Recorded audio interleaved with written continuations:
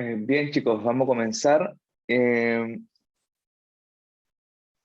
bueno, la idea de hoy un poco es terminar con la lectura de la clase, de lectura 2 en realidad, am, y comenzar ya a ver algunos modelos clásicos que son que son básicamente el modelo Probit y LOL. Bien, antes de eso, algunas informaciones. Bueno, solamente por hoy comenzó la clase un poquito más temprano. La próxima semana ya volveremos a el horario normal, que es a las 10 de la mañana. Por otra parte, también le subí la primera guía de ejercicio en Educando para que la revisen. Am, y no sé si tienen alguna pregunta con respecto a eso, con respecto a la tarea,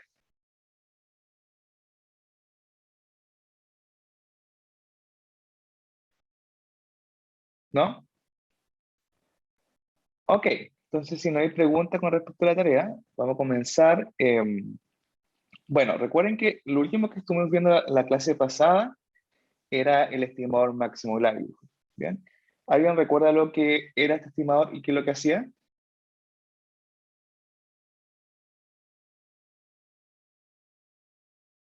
¿O cuál era la intuición de este estimador?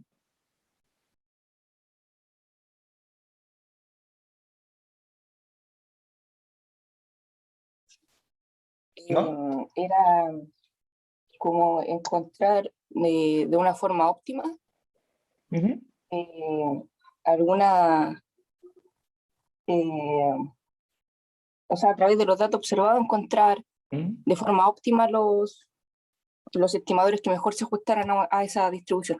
Muy bien, Elisa. Eso es básicamente. Bien. Ah, solo para que no se olviden, los estimadores en econometría, chicos, bueno, me imagino que conocen algunos de ellos, quizás no todos, pero me imagino que han escuchado del mínimo cuadrado ordinario, ¿cierto? Instrumentos verbal, ¿bien? GMM o mínimos cuadrados generalizados, ¿bien? La mayoría de estos estimadores tienen un proceso de optimización detrás. ¿Bien? ¿Ok? Entonces, por ejemplo, el mínimo cuadrado ordinario, ¿qué es lo que hace? Buscar el beta, ¿cierto? Vamos a escribirlo de esta manera mejor para que se entienda un poquito. Mínimo cuadrado ordinario, ¿ya? El beta de mínimo cuadrado ordinario es el argumento, ¿cierto? Que hace mínimo, el argumento beta, ¿cierto? Los parámetros que hacen mínimo, ¿qué cosa? La suma, ¿cierto? De los residuos al cuadrado. Bien, ¿qué otra forma de escribirlo? Básicamente esta, ¿cierto? Y, ¿cierto? Menos x beta al cuadrado. Bien. ¿Cuál más conoce? ¿Conocen el estimador de variables instrumentales?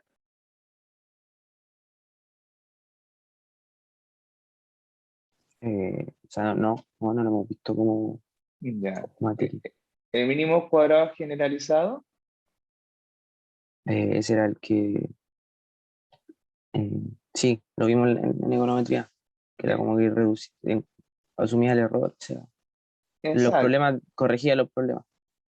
Exacto. O sea, recuerden que uno de los problemas que podemos tener dentro de los supuestos del mínimo cuadrado ordinario es que el error no sea homocedástico, sino más bien heterocedástico.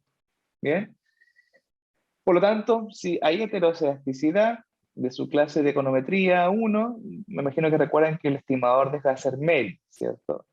MEL, mejor estimador linealmente insesgado. ¿Bien?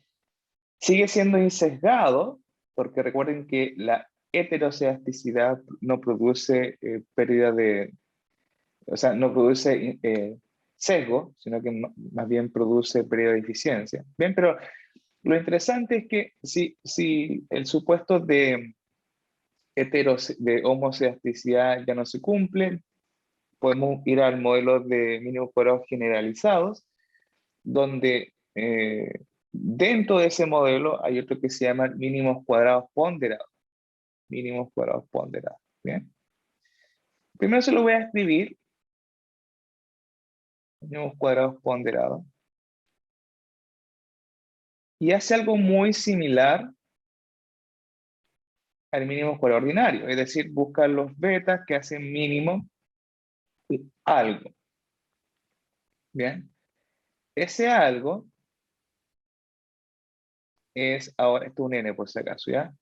Es WI o omega I, donde omega I es un ponderador, ¿bien? ¿De qué cosa? De los residuos. ¿Ok?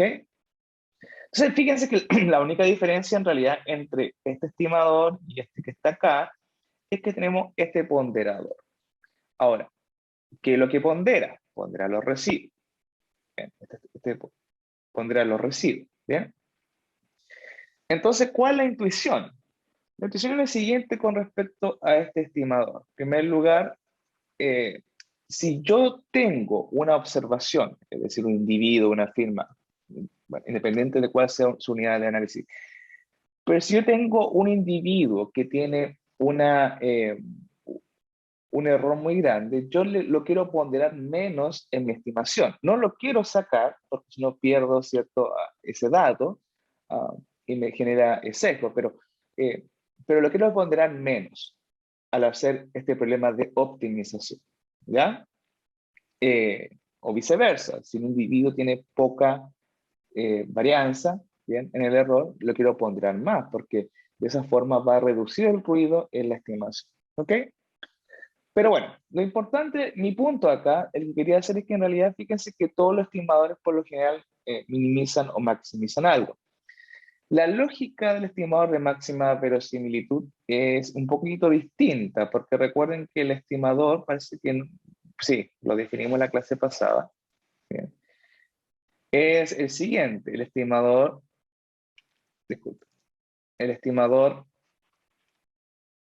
de máxima verosimilitud, ¿bien?, básicamente es el argumento que hace máximo, ahora, bien, en vez de mínimo, lo hace máximo.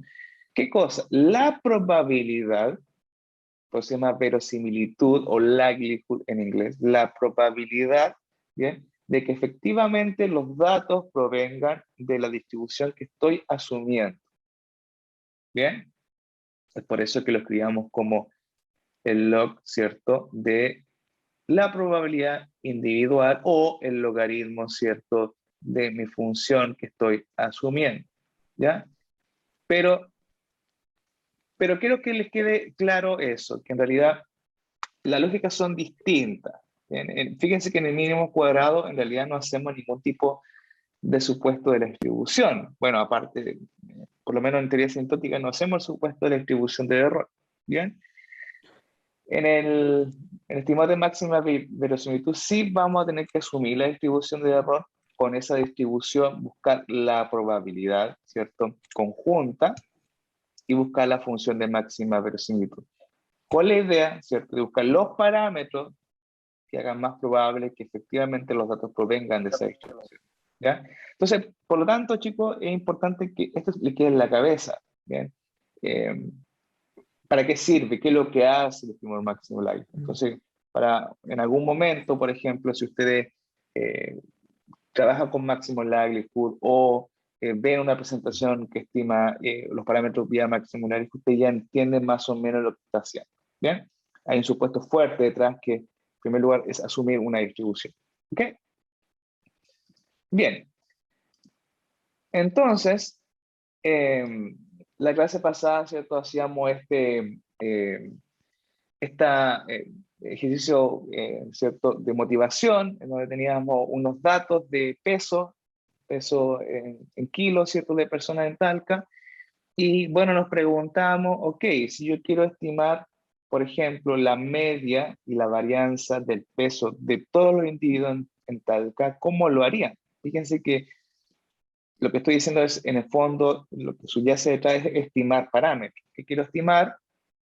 Quiero estimar, disculpa, quiero estimar la media, ¿cierto?, y la desviación estándar de el peso de los talquines. Bien. Entonces, como quiero estimar parámetros en base a datos, en este caso yo lo puedo hacer mediante máxima verosimilitud o máximo likelihood. Bien. Para eso, primero tengo que asumir la distribución que yo creo que genera estos datos. Una vez que yo asumo la distribución, bien, lo que hacemos es buscar la función log de máxima verosimilitud, bien, y optimizamos, bien. Cuando digo optimizamos, en el fondo lo que estoy diciendo es sacar las condiciones de primer orden, al igual como lo hacemos en el mínimo cuadrado ordinario, bien. Entre comillas, no siempre podemos tener una solución cerrada cuando hacemos el proceso de optimización. ¿A qué me refiero con esto? Que no siempre vamos a poder despejar los betas, por lo tanto, en vez de hacer la derivada nosotros, lo que vamos a tener que hacer es que, bueno, dejar que el computador, mediante un algoritmo de optimización que le voy a explicar, lo más probable que ya la próxima semana, ¿bien? Busque una solución al problema, ¿ok? Pero básicamente, en términos bastante simples, esa es la idea del estimador máximo likelihood, ¿bien? Y creo que habíamos quedado acá, habíamos definido, ¿bien?, la función de verosimilitud. Acá lo importante que quiero que entiendan un poco para su eh, ya tarea, ¿cierto?, que está disponible en Educando, es, en primer lugar, cómo se crea la función para yo poder optimizarla, es decir, derivarla, ¿ok? Entonces, nuevamente, me gustaría repasar con ustedes la función log de verosimilitud. Bien, entonces, recuerden que lo que estamos haciendo cuando nosotros hablamos de función log verosimilitud, en el fondo es encontrar la probabilidad de todos mis datos. Bien, por lo tanto es un número, es un número para toda la muestra, ¿cierto? Buscar la probabilidad, ¿cierto? La probabilidad en el fondo de que los datos provengan de esta distribución que estoy asumiendo, ¿bien? Observo los datos, bien, por eso acá, observo los datos, perdón, acá. Observo los datos, bien, asumo la distribución, bien, y preguntamos entonces cuáles son los parámetros que hacen más probable, bien, bueno, los parámetros que maximice esta probabilidad. Esta probabilidad que está acá o esta probabilidad que está acá. Entonces, en el fondo, recuerden, es una probabilidad, pero que le aplicamos el logaritmo por los motivos que vimos la clase pasada. ¿Bien? Ok. Ay, dejé de compartir, lo siento. Esto es esto. No, esto no es. Esto era... Ahí está.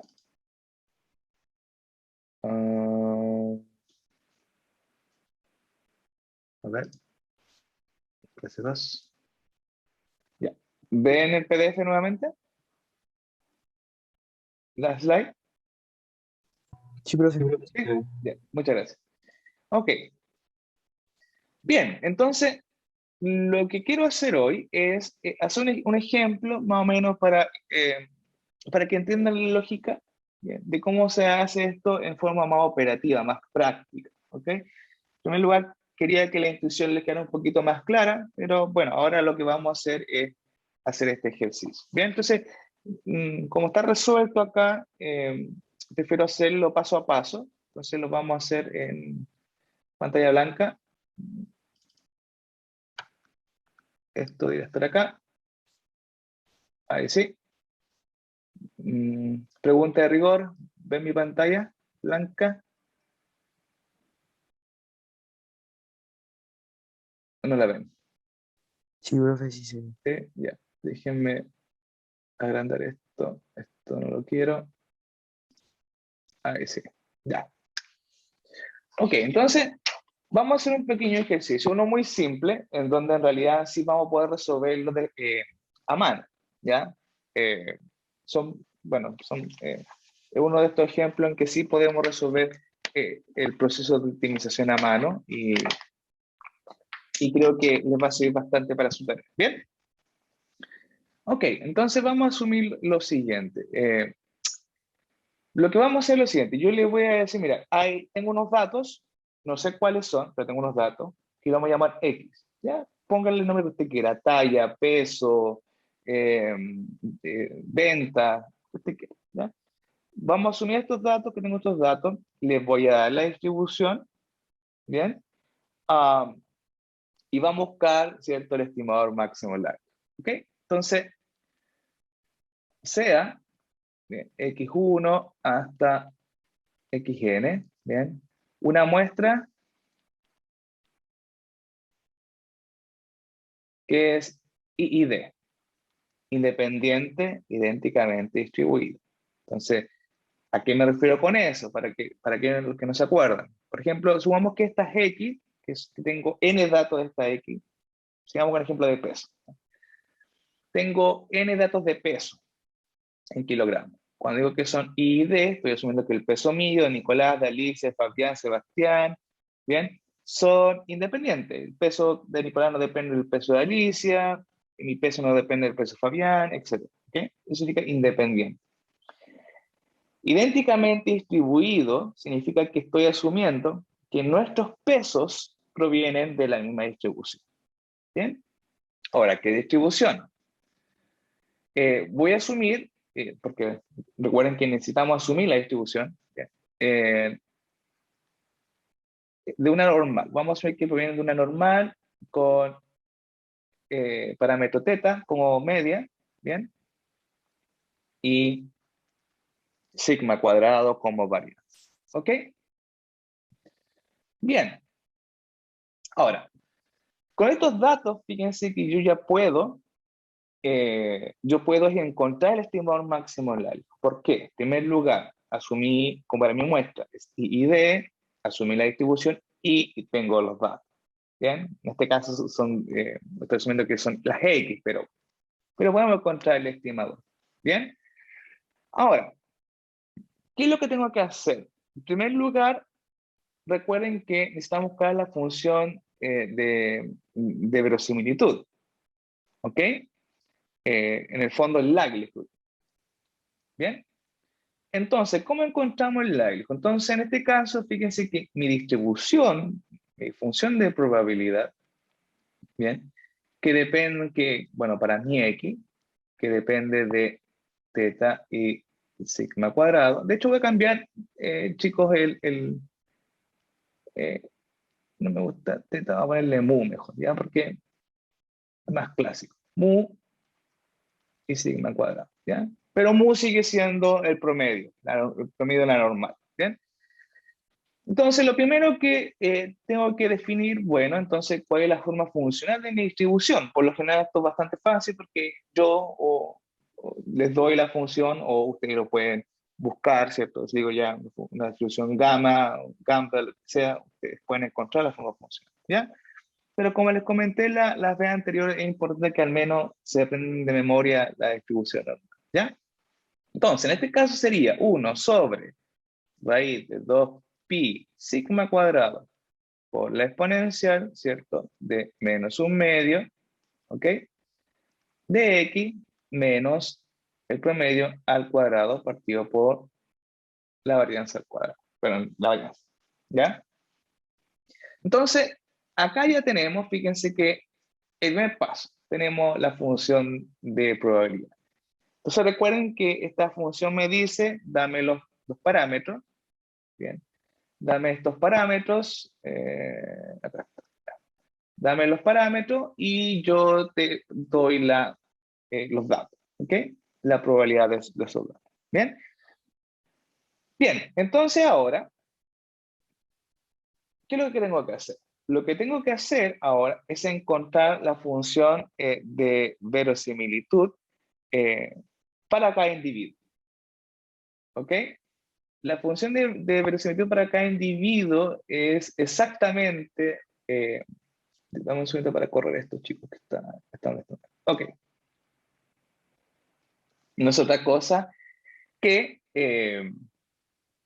la función de probabilidad, esta que tengo acá, pero damos vuelta solamente la dependencia de los argumentos. Entonces, en el fondo, el likelihood para el individuo el likelihood, ¿cierto?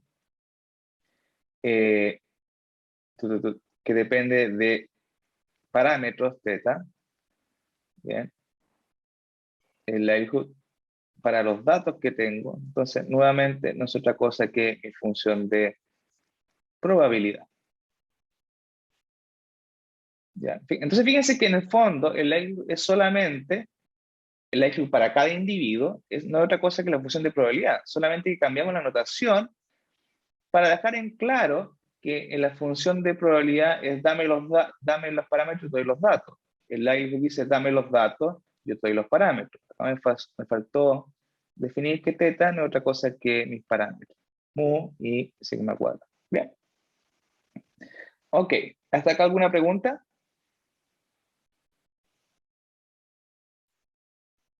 Bien, entonces solamente para estamos en la misma página. Recuerden que esto es, en este caso, sería, si asumo que mi X son pesos, este sería, ¿cierto?, la contribución a la verosimilitud de cada uno de los individuos, ¿cierto?,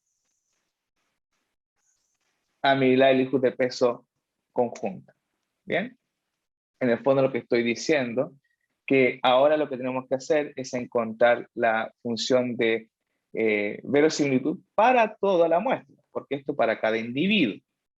¿Bien? ¿Por qué digo que es para cada individuo? Porque recuerden que estoy indexando por I, esto es para el individuo I. ¿Ok? Bien, ahora, ¿cómo encontramos ahora la distribución conjunta del peso? O dicho de otra manera, ¿cómo encuentro la función de verosimilitud para toda la muestra? Entonces, la función de verosimilitud, bien, fíjense que ahora, esto es punto coma por si acaso, ¿ya? Punto coma, no, escribirlo mejor.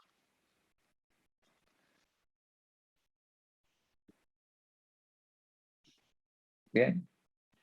La función de verosimilitud, en este caso, entonces, la probabilidad, la multiplicación, ¿cierto?, de las probabilidades individuales.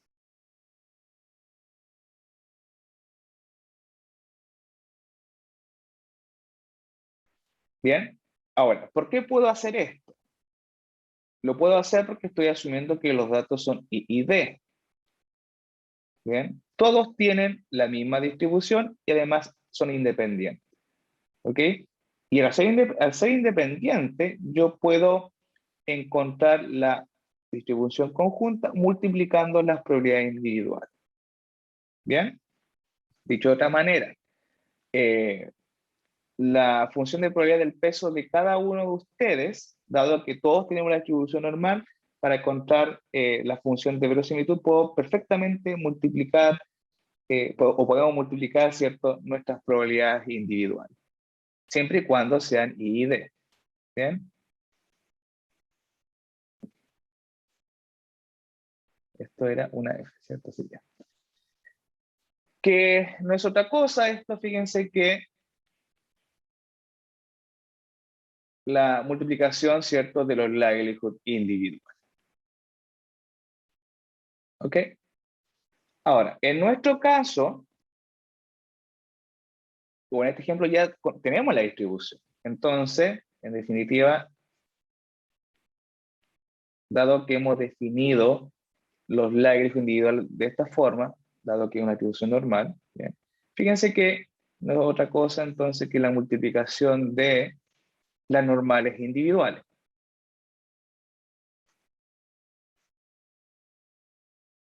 Acá me faltó cuadrado, en este caso. Bien. Arriba igual me faltó cuadrado. Ah, no, está bien, ya.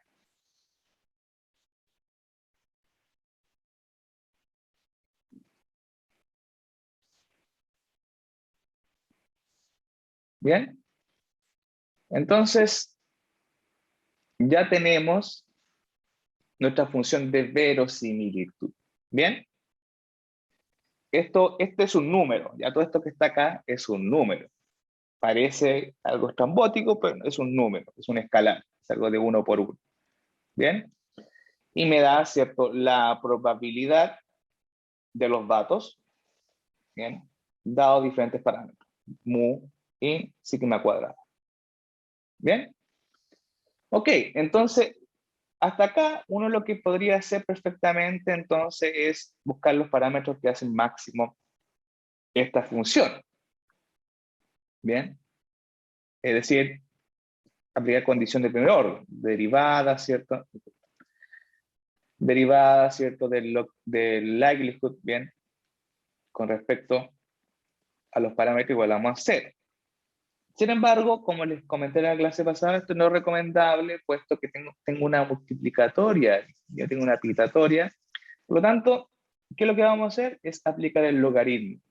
¿Bien? Y vamos a encontrar la función log de verosimilitud, o de máxima verosimilitud. ¿Ok? Entonces, lo que vamos a hacer ahora es encontrar el log live, el log de este personaje.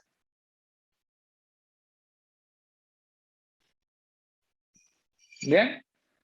Entonces tengo el log de la función de verosimilitud, por lo tanto, es aplicar el log a esto. El log de, ¿bien? Permítanme, para no escribir todo esto a cada rato, llamar todo esto estrellita. Entonces, aplicar el log a la estrellita. Y si aplicamos el log a la estrellita, ¿cómo nos queda? Bien. Quizás esto puede ser un poquito difícil, pero fíjense que no lo es, ¿ya? ¿Por qué no lo es? Porque yo tengo acá una multiplicación de la misma cosa, ¿cierto? N veces. ¿Qué cosa? Esto que está acá adentro, ¿cierto? Por lo tanto, al aplicar el log a este producto, no queda una sumatoria. Lo que estoy diciendo en el fondo es que el logaritmo, ¿cierto? Por ejemplo, de A por B, no es otra cosa que el logaritmo de A más el logaritmo de B. ¿Bien? Por lo tanto, perdón, el logaritmo de este producto es la sumatoria, ¿bien? De 1 hasta n de todos nosotros, ¿cierto? Del logaritmo, ¿bien? De las probabilidades individuales, ¿bien? De 1 sobre, ¿cierto? 2pi sigma cuadrado por la exponencial, bla, bla, bla, ¿cierto?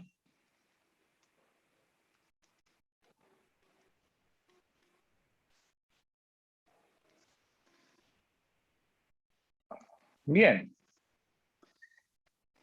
Ok. Obviamente no voy a optimizar esto, es decir, no voy a sacar la primera derivada de esto porque se ve feo, pero mejor lo voy a hacer, voy a desarrollar el logaritmo. ¿Okay? ¿Cómo nos queda desarrollar el logaritmo? Nos queda de la siguiente manera. En primer lugar, tengo el logaritmo nuevamente de un producto, ¿cierto? Acá adentro. Tengo el logaritmo de este personaje por este personaje. ¿Ok? Entonces, nuevamente, lo vamos a dividir. Perdón, dividir me refiero a separar. ¿Bien? Logaritmo entonces de el primer personaje más, ¿cierto? Aplicando nuevamente esta reglita, logaritmo del segundo personaje.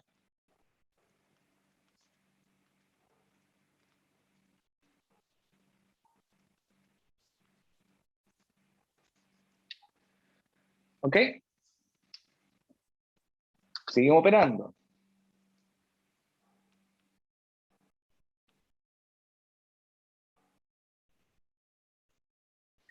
El logaritmo de esto que está acá, fíjense que es lo mismo que el logaritmo de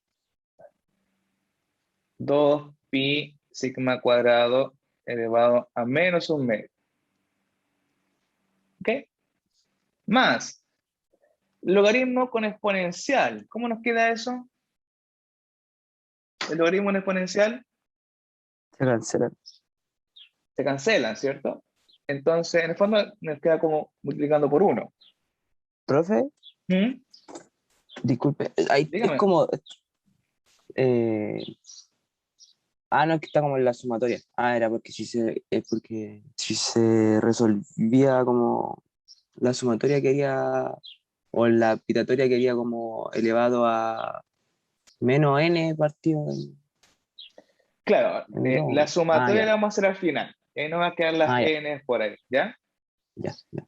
Ok, entonces nos queda ahora, bueno, menos esto, entonces para no poner más menos, voy a colocar solamente este menos que está acá, ya.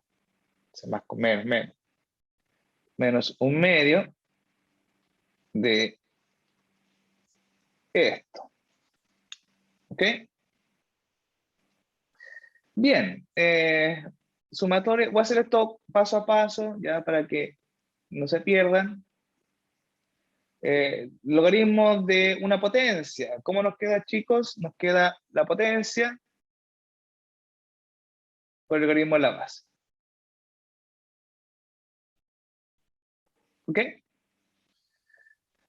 Menos, ¿cierto? Un medio. Esto cuadrado. Me faltó sigma cuadrado acá. Sigma cuadrado. ¿Ya? Por favor, me van avisando si me faltan los cuadrados. Ok. Bien, ahora recién voy a resolver la sumatoria. Entonces, al resolver la sumatoria, me tengo que dar cuenta que este primer personaje es una constante. ¿Por qué? Porque no tengo ningún subíndice i, bien, en esa expresión. Por lo tanto, es una constante. Y la sumatoria de las constantes es n veces la constante. ¿Bien? Entonces nos queda menos n medios logaritmo, ¿cierto? De 2pi sigma cuadrado. ¿Ok? Menos un medio sumatoria de 1 hasta n, ¿cierto? De este personaje que sí tiene el subíndice y, porque recuerden que en el fondo este x son los datos, el peso de cada individuo. ¿Ok? Entonces, fíjense que esto no es otra cosa que el log Lively. ¿Bien? Ahí encontré la función logarítmica de verosimilitud. ¿Bien? ¿Qué nos dice esta función? Recuerden, esto es una probabilidad. Me dice, dame los parámetros y yo te doy, ¿cierto? Una probabilidad. Yo quiero ahora maximizar esta probabilidad. Quiero buscar los parámetros que hacen más probable, ¿bien? Que hacen más probable, esto es una probabilidad, ¿bien? Que hace más probable que efectivamente las X provengan de la normal. ¿Ok? Hasta acá, ¿algún problema?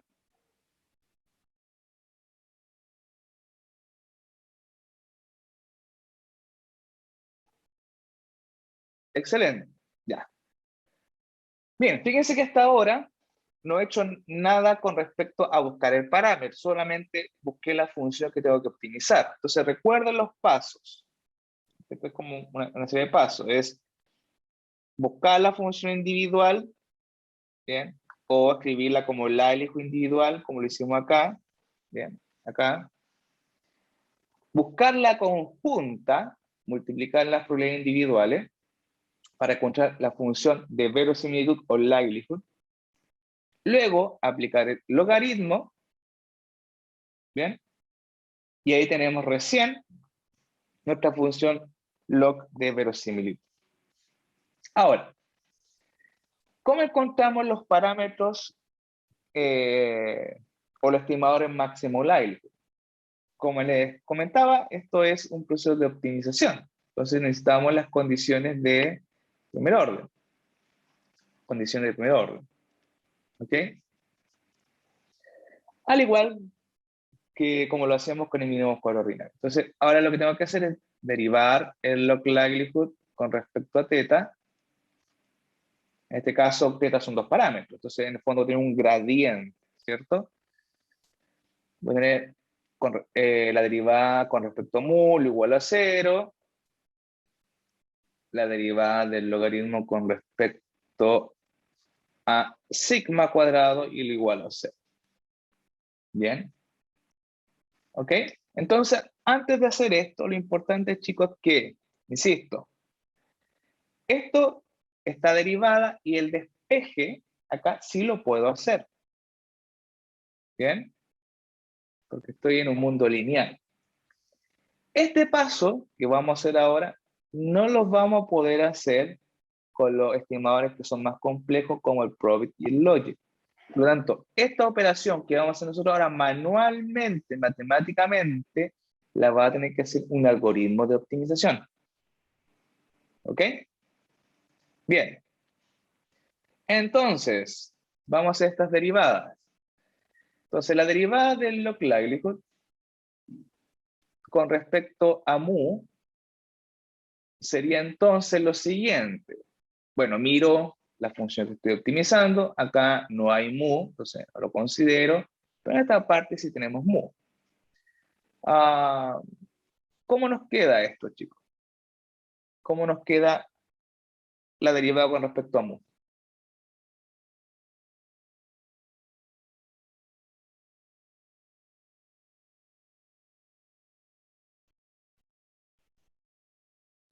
Eh, lo que hice, o sea, lo que hice yo fue resolver la sumatoria. Fue muchísimo más fácil. Muy bien, entonces para no complicarse tanto la vida, ¿cierto? Es mejor resolver esto primero.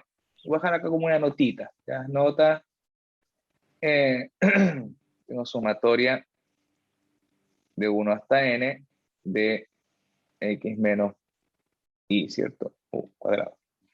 Eso es lo mismo que la sumatoria del primero al cuadrado menos 2 veces el primero por el segundo más mu al cuadrado. ¿Bien? ¿Hasta ahí tenemos algún problema? Ok. Entonces, en el fondo, voy a tener que tomar la derivada de menos un medio, ¿cierto?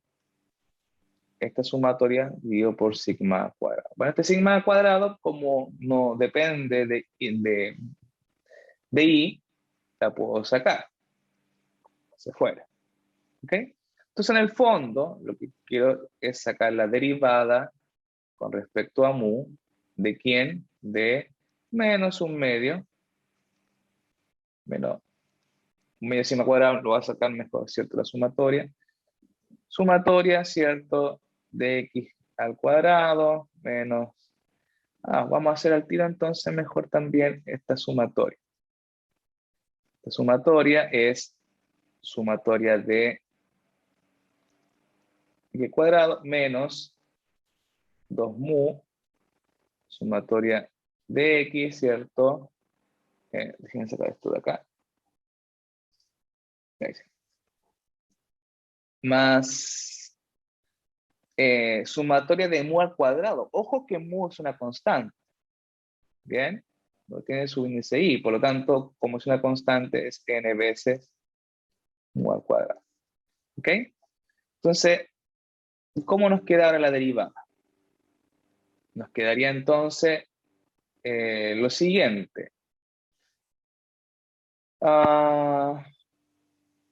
Bueno, ¿dónde tengo mu? Tengo mu acá y tengo mu acá. Entonces, esos personajes solamente le voy a sacar la derivada. Entonces me queda, ¿me van corrigiendo, chicos? Si me equivoco. Ya, 2. Voy a sacar la derivada de esto y obviamente lo voy a multiplicar con esto. ¿Ya?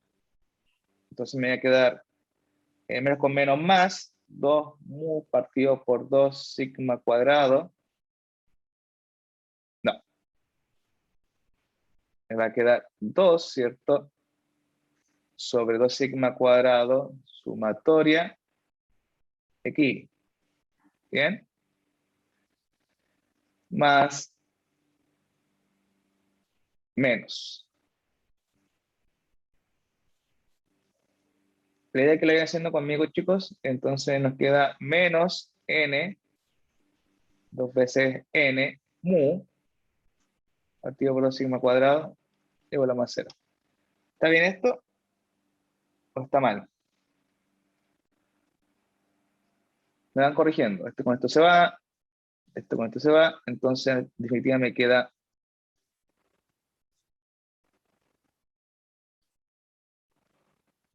esto es n, ya por si acaso, n mu. ¿Ok? Bien, entonces ahora pasamos a recuerden que tengo que despejar el parámetro que estoy estimando. Y recuerden que lo que estamos estimando es mu y sigma cuadrado. Por lo tanto, vamos a despejar en este caso, como estoy derivando con respecto a mu, voy a despejar mu. Entonces, si despejo mu, me va a quedar el estimador máxima verosimilitud, que es igual a esto. ¿Pregunta hasta acá?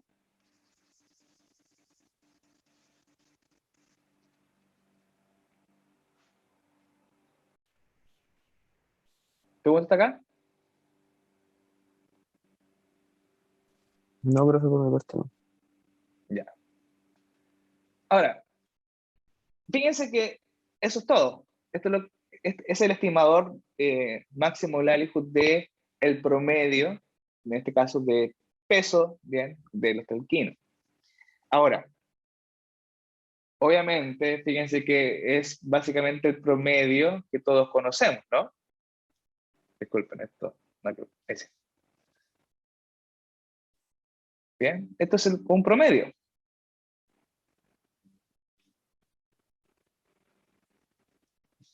Lo cual tiene sentido, ¿cierto? ¿Cuál es el mejor estimado de una esperanza? Promedio. Y dado que mu es la esperanza de X, estoy diciendo que dado que mu es la esperanza de X, ¿bien? El mejor estimador de una esperanza es el promedio. ¿Ok? Bien. Entonces, ¿qué me dice esto? Me dice que si yo quiero estimar mu, ¿bien?, mediante máxima verosimilitud, lo único que tengo que hacer es tomar los datos y sacar su promedio. Es el mejor estimador máximo likelihood para el promedio, ¿cierto?, de peso de los alquilos. ¿Ok? Bien. Lo que deberíamos hacer luego es, obviamente, sacar la derivada con respecto a la varianza. ¿Bien? Pero eso se lo voy a dejar a ustedes para que lo hagan. ¿Bien? Ahora, ¿qué les debiese quedar? Bueno, si lo hacen, el estimador máximo likelihood, ¿bien?, de máxima verosimilitud de la varianza sería entonces sigma, sumatorio de 1 hasta n, de x menos estimador, ¿cierto?, al cuadrado partido por n. ¿Ok? Bien. Ojo con esto. Algo súper sutil, ¿ya? Pero bueno, ya. La matemática la hacen ustedes, para no perder un tiempo, pero esto es lo que le debiese quedar. Si uno lo mira,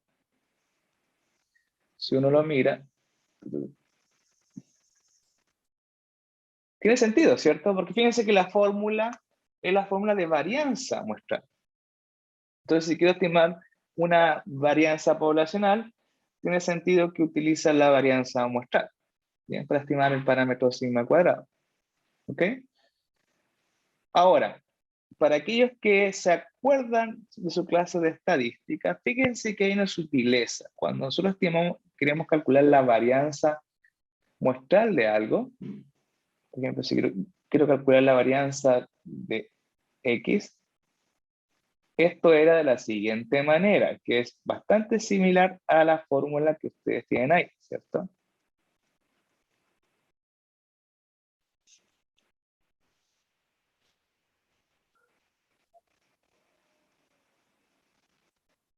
Eso es un 1 por si acaso. Menos 1, ¿ya? Entonces, la varianza básicamente es tome, ¿cierto?, la X, réstele el promedio que usted calculó, eleve todos esos cuadrados, súmelo y divídelo por n menos 1. Acá me falta el menos 1. ¿Ok? Por lo tanto, esto implica que el estimador máximo likelihood de la varianza de una distribución normal está sesgado en muestras finitas. ¿Bien? pero es consistente cuando n tiende al infinito, en términos de teoría asintótica, ¿ya? Ahora, ¿por qué es sesgado en muestras finitas? Porque le falta acá restarle -1. Ahora, ¿por qué se le resta -1? Porque se le resta el grado de libertad que pierdo. En este caso, como yo necesito estimar un parámetro antes de estimar la varianza, pierdo un grado de libertad. ¿Bien? Entonces tengo que corregir por eso. Esto significa, ok, usted para calcular este individuo, usted tiene que calcular este antes. Por lo tanto, le voy a restar, ¿cierto? Un dato. Porque tiene que considerar los grados de libertad que usted perdió al estimar primero este personaje. ¿Ok? Bien, ¿pregunta hasta acá?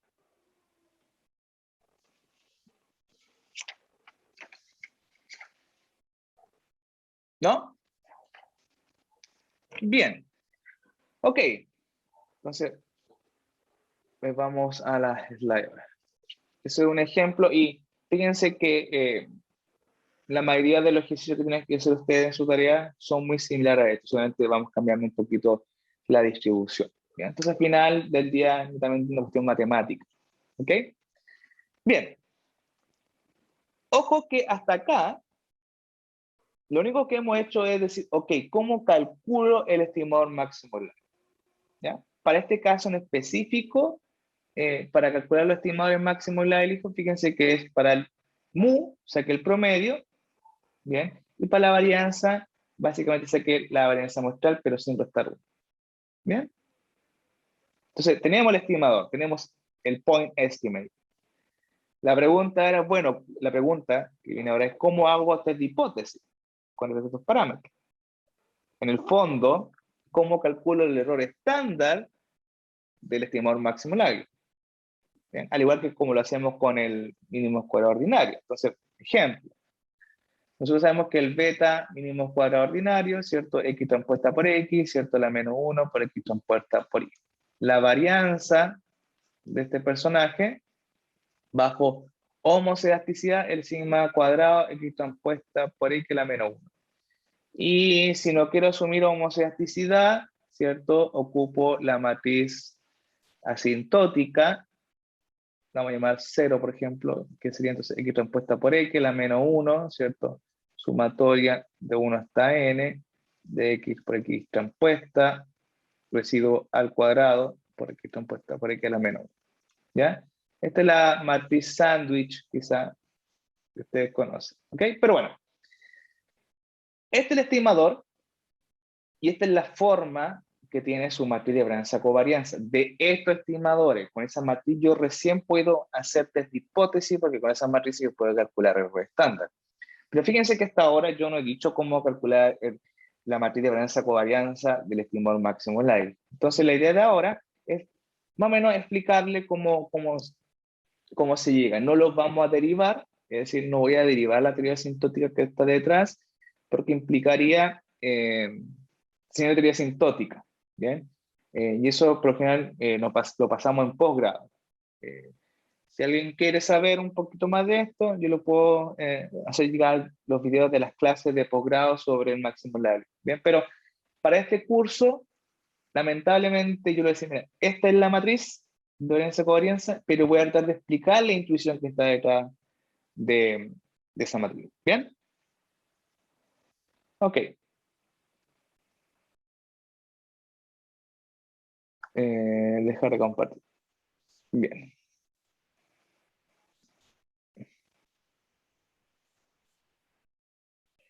Clase 2. No, esa es clase 3.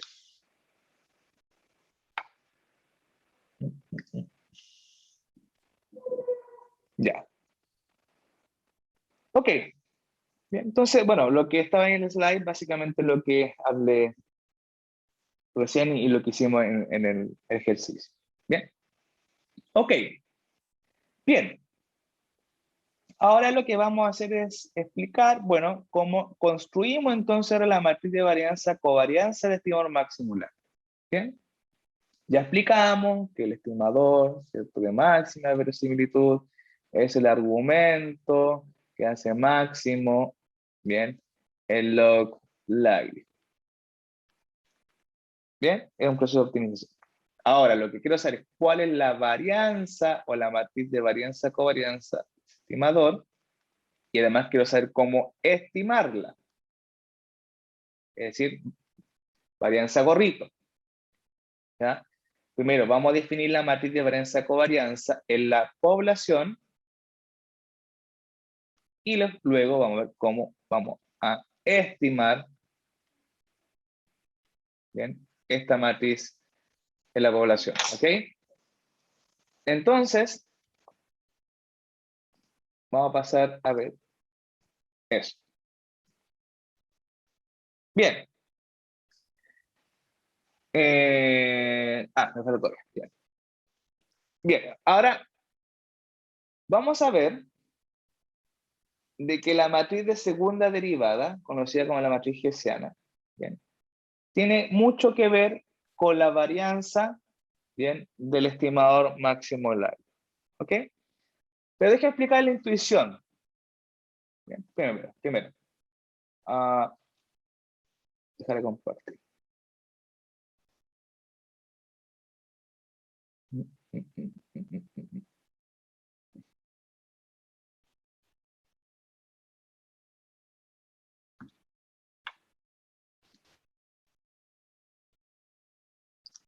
Ya.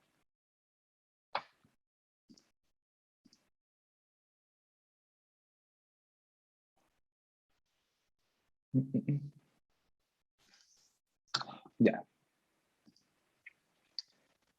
Lo que quiero hacer, chicos, ahora es lo siguiente. Como les mencioné recién, la matriz de segunda derivadas, la matriz hessiana, tiene que ver o está muy relacionada con la matriz de varianza-covarianza del estimador. ¿Ya? Pero quiero explicar la intuición un poquito del por qué. ¿Ok? Entonces consideremos el estimador, y acá tengo el log likelihood. Entonces, en el eje Y tengo el log likelihood, los valores, y acá tengo un parámetro. Entonces asuma que la función de log de verosimilitud o likelihood, bien, se comporta de esta manera. Bien. Entonces el estimador de máxima verosimilitud, bien, es este que está acá, porque es el que maximiza, ¿cierto? Es el que maximiza el log likelihood. Bien. Ok. Ahora, asuma de que yo tengo una función de verosimilitud que se comporta de esta manera. ¿Ya? Entonces llamemos esto log likelihood 2, ¿bien? Y este es log likelihood 1. ¿Ok? Bien. ¿Cuál es la diferencia entre las dos funciones? Que obviamente la log likelihood 2 es mucho más plana que la roja, que es mucho más cóncava. ¿Bien? Ok. Ahora, en términos de estimación, ¿qué significa, cuál es la diferencia entre estos dos log likelihood? En primer lugar, con respecto a la línea roja, fíjense que me va a costar menos encontrar el óptimo, porque es bastante cóncavo. En cambio, con la función 2, la verde, fíjense que es más plana. ¿Ok? Y como es plana, fíjense que es probable, es altamente probable que no pueda encontrar el óptimo bien, porque como es planita, entonces el algoritmo lo que hace es se va a tirar un poquito más a la izquierda, más a la derecha, no va a saber bien dónde moverse. ¿Ok? Esa es la intuición. Distribución más plana, más cuesta encontrar el óptimo, función más cóncava, más fácil encontrar el óptimo. Esa es la primera intuición. ¿Ya? Ok. Ahora, en términos de error estándar o varianza del estimador, o error del estimador, fíjense que esta función debiese tener más error que esta. Bien, como es más plana la línea verde, bien, le va a costar mucho más al algoritmo buscar un óptimo. ¿Ok? Entonces, ¿eso qué implica en términos de varianza? Que ese estimador, entonces, debe tener un error más alto, porque no estoy seguro que sea el óptimo verdadero, porque es mucho más plano. ¿Ok? Bien, entonces, segundo punto lógico. Funciones más planas debiesen tener un mayor error de estimación que funciones más cóncavas. ¿Bien? Ok. Ahora, relacionamos esto con las segundas derivadas. La segunda derivada no es otra cosa que la pendiente de la pendiente. ¿Ok? Entonces, la segunda... Primero voy a graficar las primeras derivadas. ¿Ya? Entonces, esta es la tangente acá, esta es la tangente acá, tangente acá, tangente acá, tangente acá, tangente acá, tangente acá y acá. Ahí grafiqué la primera derivada. Acá está la primera derivada, la tangente, la tangente, la tangente. ¿Bien? Entonces, observemos la diferencia entre las dos líneas, entre la verde y la roja. ¿Bien? La tangente, la pendiente, en la línea roja, cambia bastante rápido. Y cuando digo que cambia bastante rápido, fíjense que me muevo un poquito a la derecha y inmediatamente empieza a ser más inclinada, más inclinada, más inclinada. Entonces, la pendiente de la pendiente de las tangentes va cambiando mucho más rápido. ¿Ok? La línea verde, fíjense que las tangentes se mantienen casi iguales, porque como es plano, ¿bien? No cambia mucho la pendiente. ¿Bien? Entonces la pendiente de la pendiente, la línea verde, ¿bien? Es más baja. Dicho de otra manera, la segunda derivada en la línea roja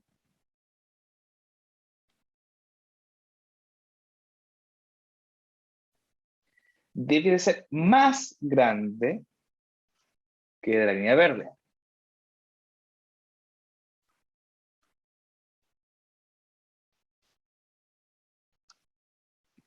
¿Ok? Bien, vamos a hacer un pequeño break y voy a seguir con la intuición de la segunda derivada. ¿Le parece hacer un break de 15 minutos?